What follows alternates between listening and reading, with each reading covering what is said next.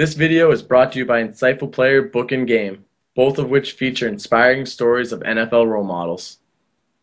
This is Chris Biscup of Teen Connect, and I'm speaking with Reggie Kelly, former tight end of the Mississippi State Bulldogs, Atlanta Falcons, and Cincinnati Bengals. Hi, Reggie. Thank you for taking the time to talk with us today at Teen Connect. Chris, man, no problem. I appreciate you having me on, man. You're doing a great job. Continue doing the great work, all right? Thank you, thank you. As a kid growing up, many great athletes play multiple sports. What drove you to play football as a career? Well, I'll be honest with you, man. I've always dreamed of playing in the NFL. I don't quite know why, but that's just always been a dream of mine. I can remember when I was a little kid, after church, we would all rush home to watch NFL football. Well, after the football games, all the neighborhood kids would all gather into somebody's backyard and watch and imitate our heroes. Score some of the same touchdowns, catch some of the same passes, do some of the same touchdown dances. It was great. Man, we would always hope that those Sundays would never end. And thank goodness for me, it never did. That's great. Were there any influential people in your life growing up? Yeah, I would definitely say my grandparents. They were the one who sacrificed a lot. They had great wisdom, and they always shared that wisdom with us as kids. They gave us great insight on how to live our lives as young men and also as adults today. In turn, their wisdom was handed down to our parents, and then from our parents to us. And now I have two kids, and I'm going to give them that same type of teaching that I learned. You've had a longer NFL career than most players do. What do you attribute your ability to play at a high level for so long? Well, I think there's two parts to that question. The first part is God. The second part is hard work. Obviously, I believe that God gave me all the gifts, the talents, the opportunities that I have in front of me. But with that responsibility, I have to take it and in turn put in the necessary work to capitalize on all these opportunities. And so what I mean by work, I have to work to eating the right foods, taking the right supplements, and also getting the proper chiropractic massage therapy work as well. All those things go hand in hand in having a prolonged career. When you were a young player, were there any veterans that come to mind who mentored you and helped you get along learning the ropes of NFL? Man, the first guy that comes to my mind, his name is Bob Christian. He played at the University of Northwestern. He's a fullback for the Atlanta Falcons. Bob played about 11 years in the NFL again. He taught me the importance of hard work, but not only that, he taught me how to be a professional off the football field, which is very crucial. I think most of the time, young guys, they only look at playing the game of football and what the game of football can do for them. But we always have to realize that we're given a great platform. And being a man of God and being a man of integrity, you have to in turn be a light and be inspiration to the young kids out there. And so he really taught me that. But he wanted to lead the game better than he found it. And so he made sure that he took a good pupil underneath his wings. And lo and behold, I do the same thing now to the younger guys. As a veteran, did you continue to the chain of mentoring young players and talk about how you did so? Yeah, man. Yeah, I've definitely taken on that role. Again, like I said, when the older guys trained me and policed me and made sure that I pretty much toed the line, I didn't like it. And to be honest with you, I didn't quite understand the reason why they were doing it. But ultimately, they just wanted to ensure that I would be a success. It was their goal, just like any parent, to raise up a better generation. Mm-hmm. And you have to respect that. And so in turn, I think that it wouldn't be a good thing, I guess you can say, if I didn't in turn do the same type of thing and leave that same type of legacy behind to the next generation. And so that's what I try to do. I've had a lot of young guys under me that now I try to train them to be, to follow in my footsteps, but not only that, to be a lot better than I am. And so in turn, again, I've rubbed the wrong way, but at the end of the day, afterwards, I always hear them saying nice things to me, like, man, I appreciate that. Mm-hmm. I appreciate you pushing me. I appreciate you staying on me and making sure that I'm doing the right thing. And in turn, you know that when you do it that way, you can sleep at night because you know that you're trying to be leaving a lasting impact to the younger generation, so that this game can continue to flourish with guys who play the game with integrity. How do you feel about the recent concussion problems the NFL is dealing with, and how can we make the game safer for both the NFL players and young kids? Well, I think it's important, obviously, especially for the kids. we have to make sure that we train the kids and to teach them how to properly play the game of football. Sure, we know the game of football is obviously a contact sport. We know it's going to be very physical. We know there's going to be lots of injuries that come with the game of football. That's just part of it. But in turn, you can also play the game of football with fun, and you can also play it with a lot of safety. So I think we have to, number one, improve the safety by putting the proper amount of padding in the players' helmets to make sure that they're properly cushioned so that when you do take those hard blows, there'll be that cushion factor. I think we have to teach the kids and also even professionals to continue to tackle correctly and hit correctly and not to take cheap shots on guys that can injure them. So key is after football, you want to be able to live a normal life. Mm-hmm. You don't want to have to sustain so many head injuries and so many body injuries that you're not able to live a normal, healthy life with your family and with your kids. That's a great answer. Has there been one mistake you have made on or off the field that have taught you a life lesson and helped you become the man you are today? For me, I think as a young player coming into the NFL, I've always wanted to excel. I think that's everybody's dreams. But a lot of times in the process of wanting to excel, you can put me before the team. Mm-hmm. And I think that was my mistake as a young guy.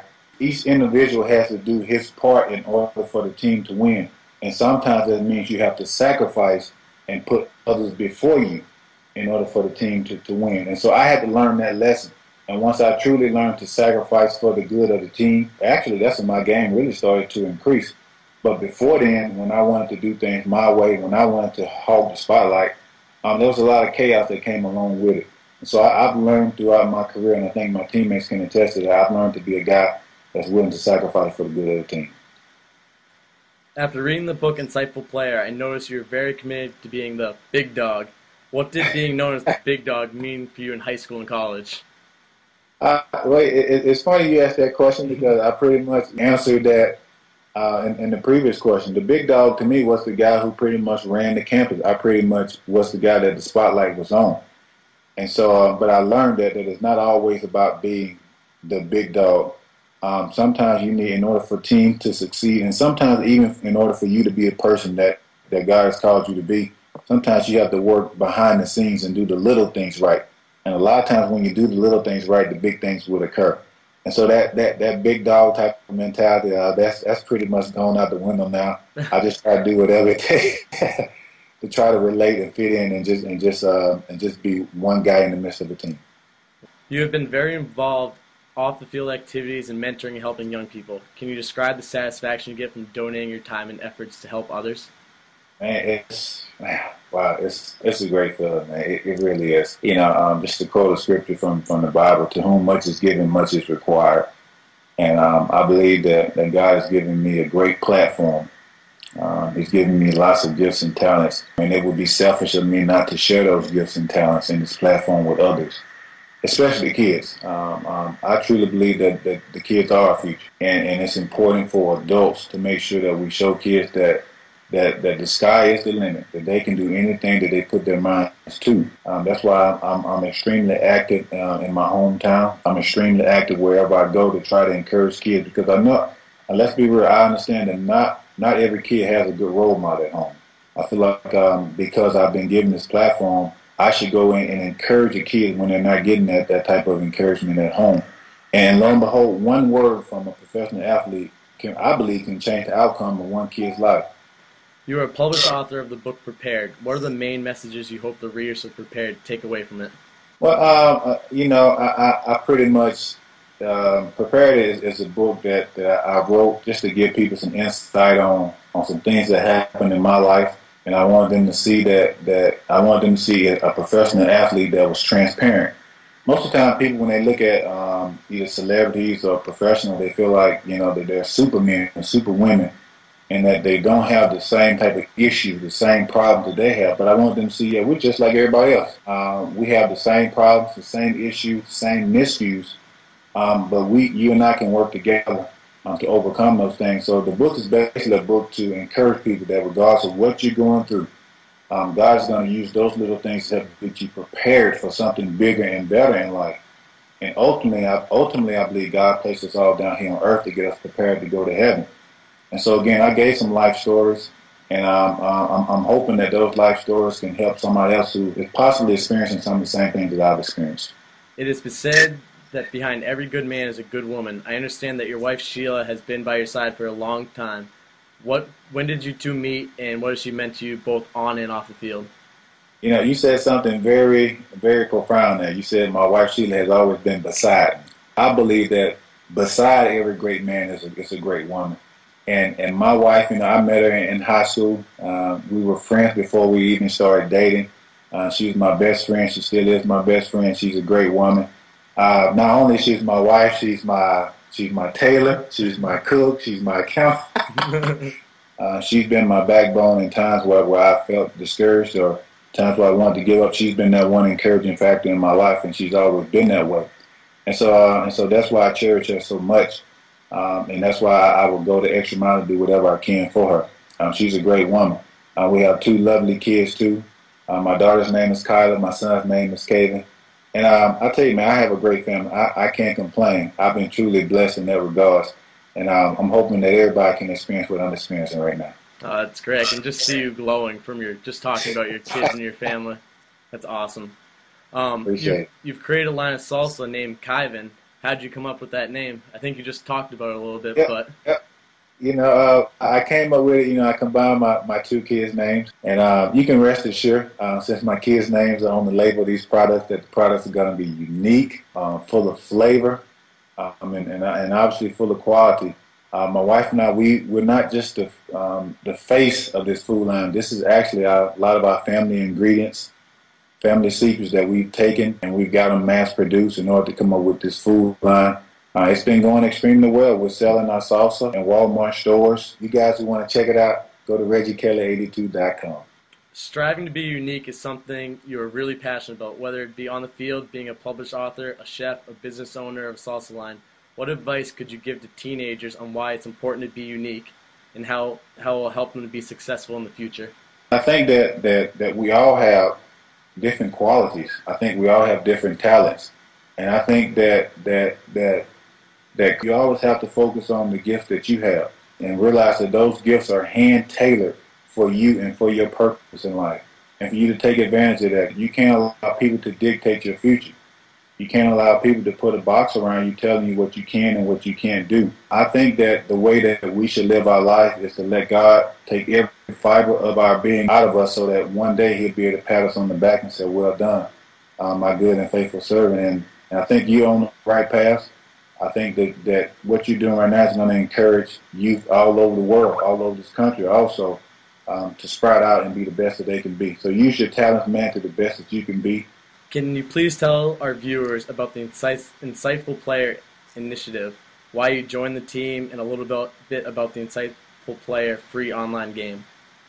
Well, because I'm a big advocate of anybody, any person, any group that tries to instill positive message in people's minds. There's few outlets in life where people are genuine, genuinely trying to help people with no strings attached. And I think Insightful Player is exactly that. I'm trying to go out and help the community, trying to empower youth, trying to empower people to be the best that they can be.